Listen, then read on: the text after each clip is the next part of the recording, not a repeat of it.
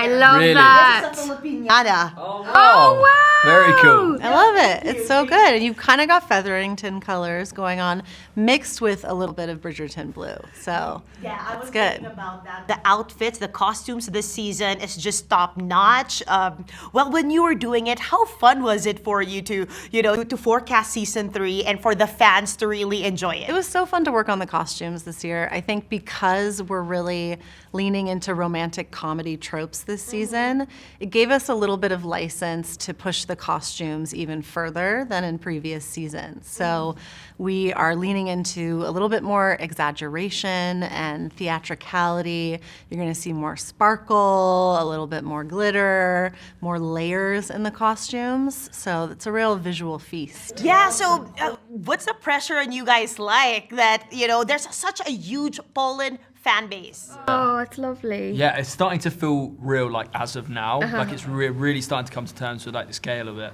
But also, I know we've said before, but we're just very proud of it, and, like, we just gave it our all. So, yeah, I'm sure people are going to love it. Like, it's just... I think so. I think the thing is, it was written brilliantly. Yeah. So when you're an actor and you get scripts like that are so funny, so suspenseful, so romantic, you're like, okay, we just have to not mess it up. Yeah. So, yeah. And also, yeah, we've done it now. So... Why, actually, it's amazing now that we get to, like, do this press tour and, like, meet people in person and get, like, a human reaction, because it's so hard to put the numbers into, like, perspective. It's hard to imagine that that's real people. Yeah. I got it for the first time when I went to Brazil with Netflix last summer. To Doom. To Doom, exactly. It was a very good To Doom there, well done.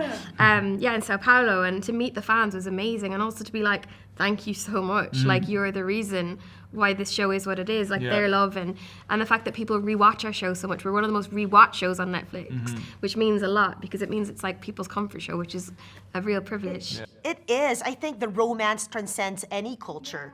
And speaking of culture, I mean, Bridgerton is known for its inclusion and representation.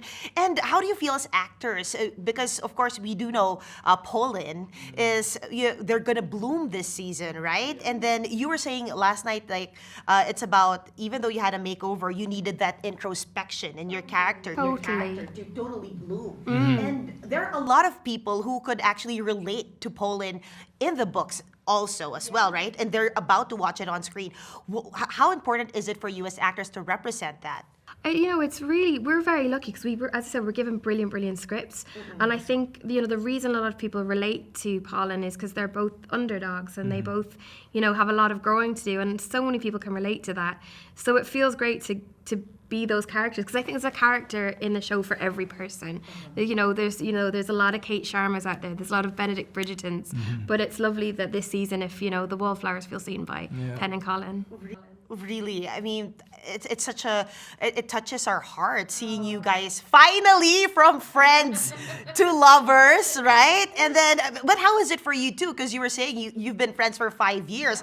As co-actors, at what point did you say that, wait, we broke the ice already? Yeah, it never really was like a conversation, was it? No, it was just wasn't. like, I guess, like, when you book the job, we never really expected that we'd get round to doing it, but also, our storylines were gradually leading there. I looked back recently in, like, the first interaction that our characters have in season 1, and, like, there's a moment where Penn sort of impresses Colin, and he's like, makes him laugh, yeah. Like, and there's a little spark in that moment, so that's what's just so clever about the show, is that it's been the long game with these two. They've really been waiting for, so it's amazing now to, like, finally step into that and see these new versions of them and their relationship. Are you nervous that they're gonna see episode 4 already? Because that's one of the most scenes that really the fans are looking forward to. No, I'm excited. Yeah. Yeah, now that I've seen it, I'm like, it feels exactly like it did when we shot it, which sometimes when you watch things back that you've shot, you go, oh, I didn't think, okay, that's been edited in a way I didn't think, but the edit is...